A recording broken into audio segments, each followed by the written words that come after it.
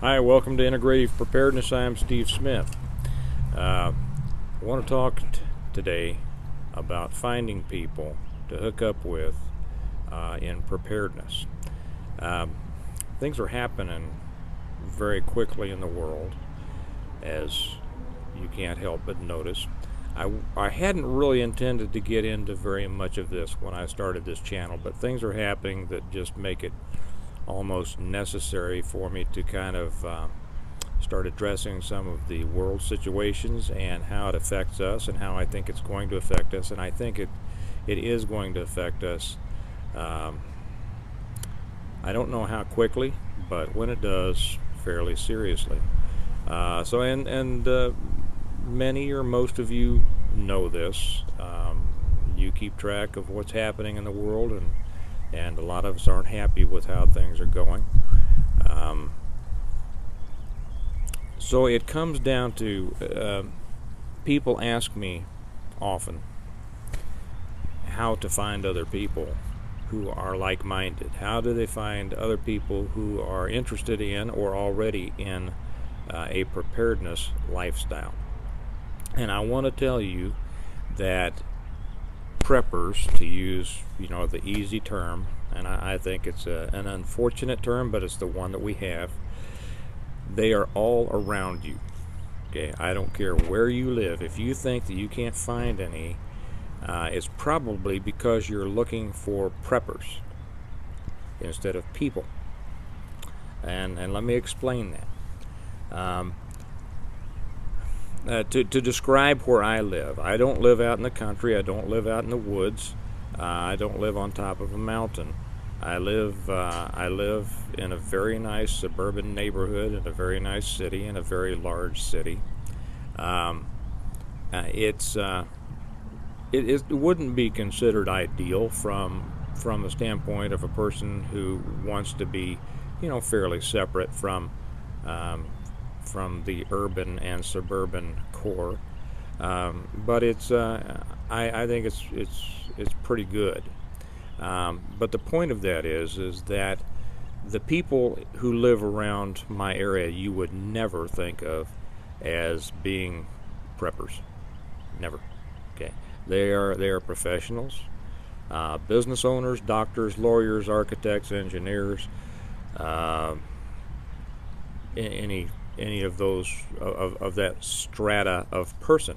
The kind of person that you think would be the first to go under, well, maybe not the first, but among those who would tend to go under in an SHTF situation, or just any kind of real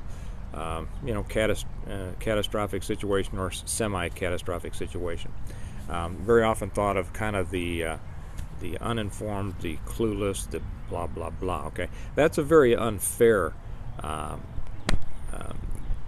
way to identify them, because as I've got to know, and I have to plead guilty for having thought that myself to a certain extent. But I found out differently after my first book came out, and I think I've mentioned this before. When it came out, and I gave copies to friends, and then they told other friends, and they found out about it, and they talked to me. I can't tell you how many people I had come up to me secretly, kind of whispering about their preparedness, and they were, many of them, extremely prepared. You can't believe the things that I found out about people that I just thought were clueless. So I would suggest, wherever you live, I don't think you could live in many more places that you would expect to be less conducive to preppers than my area, and they're all around me. They are all around me, but they won't talk to anybody. They don't talk to anybody. So how do you find out about these people? Because as I've said in a previous video, how I don't really believe in putting together or manufacturing mags or groups specifically for SHTF and catastrophes and things like that. I do believe in developing large circles of friends and contacts and a web of people that you know, of people of different occupations and skills, and this is where you get your circle of people when you need them. Now, how do you do that? You kind of have to do it. I wouldn't, I've been to a couple of prepper meetings. I'm going to do a video about that sometime because I was really surprised at what I found there, and not in a good way. How you would go about this? Well, I've seen kind of how people go about talking to their friends about going on a diet, right? They kind of, so and so kind of went on this diet, and what do you think about that? And I think it might work, and and then they get the response from the other person. I just use that as an example that happened to come to mind. But what I would suggest is that as in your immediate circle of friends, you can just kind of throw something out. You can throw out a feeler. It's more like fishing than hunting, okay? Don't hunt for these people, fish for them. Throw out, just off the cuff. So-and-so or Susie or Bob or whoever, they told me the other day. So how would you go about this? What I would suggest is that in your immediate circle of friends, you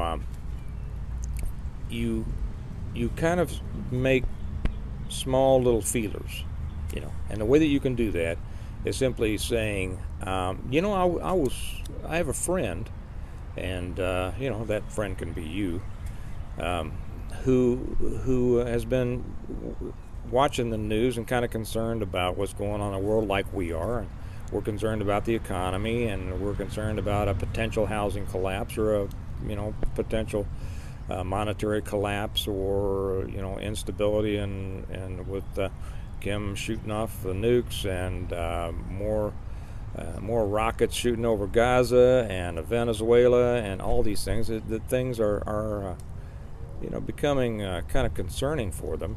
And they told me that they have been kind of preparing. You've heard about that, those preppers and things like that. And I don't know. I think that may be a good idea, and find out from that. See what that person says.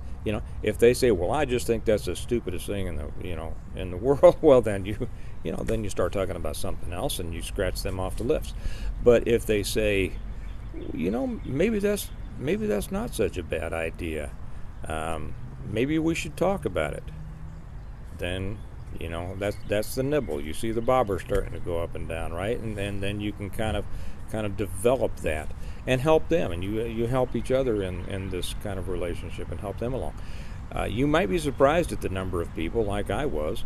Now, if you want to meet a whole bunch of people and prepping, write a book about it, and then you'll be surprised how many people will show up.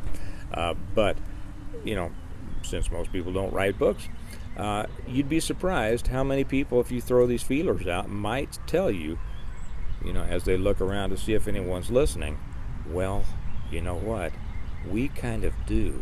We have some stored food, and we have some guns, and we have some blah blah blah, and there you go. You're on your way. And as you start throwing out these feelers, because that person is going to have somebody else maybe that they know, or you might have a mutual friend or other people's in your friendship group, and you say, well, what about Bob, and what about Sue? What do you think they would think about something like this? Do you think maybe we ought to talk to them about it? Because I'd sure hate for something to happen, for them to be left out. And then you have you're having a built-in kind of support system for that. And you know how things are. As the more that people get into it, it takes on an energy of its own, and it takes on an inertia of its own. It's kind of like a big ball of twine. The bigger it gets, you put more twine on it, gets bigger.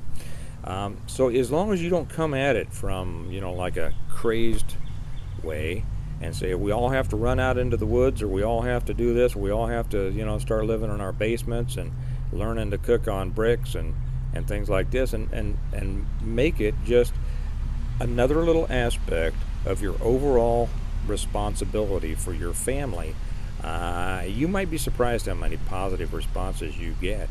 and then you really do have a growing support system among people that you already know, and those people will know other people, that you might not, or you might not know that well, and it just happens that maybe they're already into preparedness or interested in it. They just didn't know how to get into it, because nobody wants to be the one who starts the talk. So be the one that starts the talk, and do it easy, do it gradual, so that people don't feel all freaked out about it. And if you come off as a stable and rational person, you might be surprised how many people kind of respond to that. So that's my thought for today, and I really hope you get out there and start that, because there are things that are going more quickly in the world.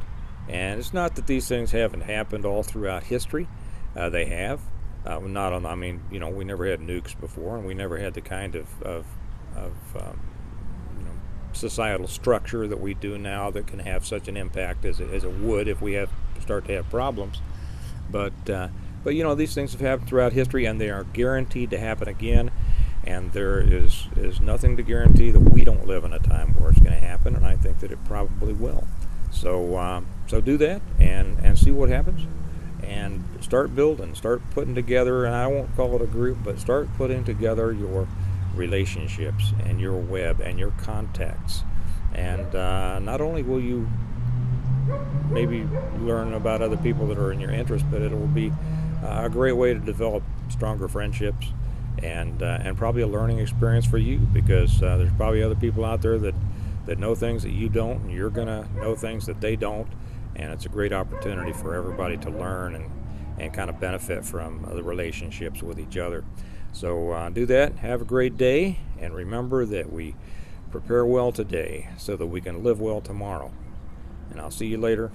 Bye-bye.